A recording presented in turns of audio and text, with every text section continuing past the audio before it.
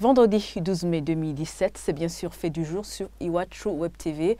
Aujourd'hui sera question de la conférence de presse du parti CNDD-FDD, 2 ans après l'échec du coup d'État contre les institutions démocratiquement élues, comme annoncé par le secrétaire général de ce parti ce vendredi matin. Évariste Ndayishimiye est revenu sur les relations toujours tendues entre le Burundi et la Belgique. Cette dernière est accusée d'abriter les putschistes. Pour le secrétaire général du CNDD-FDD, la Belgique devrait permettre l'extradition de ces derniers pour que justice soit faite. Le point avec Sheila Ilambon. Dans cette conférence de presse, le secrétaire du parti CNDD-FDD s'est réjoui de la situation sécuritaire qui prévaut au Burundi et a appelé les gens qui se sont exilés de regagner le pays.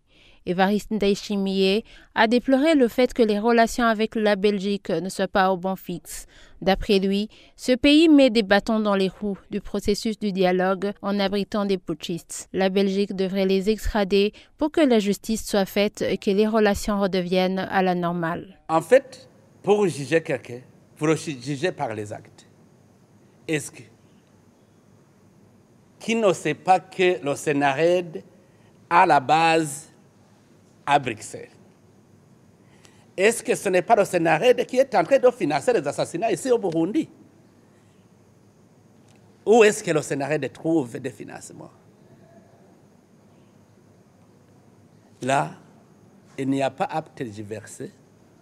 Les criminels, le commandement des criminels se trouve à Bruxelles.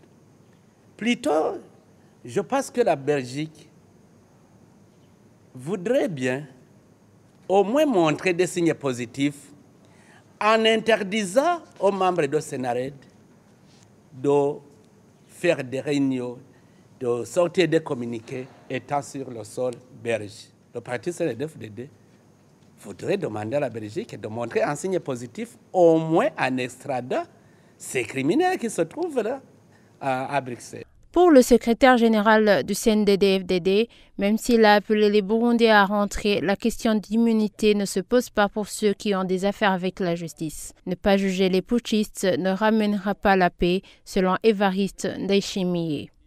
Il y a des gens qui pensent que arrêter de juger les putschistes serait ramener la paix. Est-ce qu'avant d'effectuer le putsch, il n'y avait pas de paix? Et qu'est-ce qui indique que ça ne serait pas plutôt encourager ceux qui ont commis ce forfait de continuer ou d'inciter les autres même de le faire?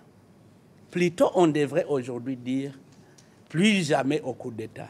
Et pour dire plus jamais au coup d'État, il faut punir exemplairement ceux qui ont trempé dans le coup d'État. Sinon, ça saurait favoriser les criminels. Le CNDD-FDD demande que l'amendement de la Constitution soit fait suivant la feuille de route de Kayanza et que le dialogue burundais soit rapatrié. Ce parti a organisé cette conférence de presse 2 ans après l'échec du coup d'État contre les institutions démocratiquement élues, comme annoncé par son secrétaire général. Et selon le porte-parole de la plateforme de l'opposition au Sénarède, c'est le parti CNDD-FDD qui a opéré un coup d'État en violant la Constitution et les accords d'Arusha. Jérémy Ngendakumana a fait référence au 3e mandat du président Pierre Nkurunziza.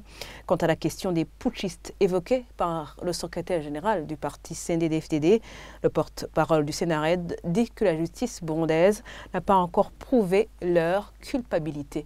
On écoute Jérémy Ngendakumana, des propos recueillis par Dorine Niungeko. Le parti CNDD-FDD a violé la Constitution, il a violé l'accord d'Arusha pour la paix et la réconciliation au Burundi, et de ce fait, il a opéré un coup d'État. Quand il parle des criminels qui seraient en Belgique, le général Évariste ignore et fait fi du principe de la présomption d'innocence, qui est un principe très fondamental en droit, lequel principe veut que la personne qui se voit reprocher une infraction est réputée innocente tant que sa culpabilité n'a pas été légalement prouvée. Ce principe se fonde sur l'article 11 de la Déclaration universelle des droits de l'homme.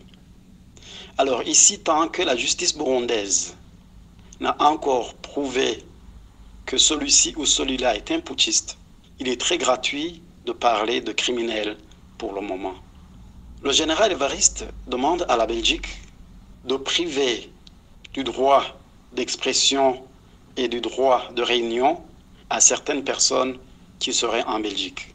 La liberté d'expression, tout comme la liberté de réunion, font partie des libertés fondamentales, des libertés sacro-saintes reconnues en démocratie. Demander à la Belgique de faire comme Bujumbura fait, en violant systématiquement ces principes, c'est trop demander à ce pays qui, je crois bien, est très avancé en matière de démocratie. Et c'est ici que nous clôturons ce fait du jour. Merci de l'avoir suivi. Je vous souhaite de passer un agréable week-end.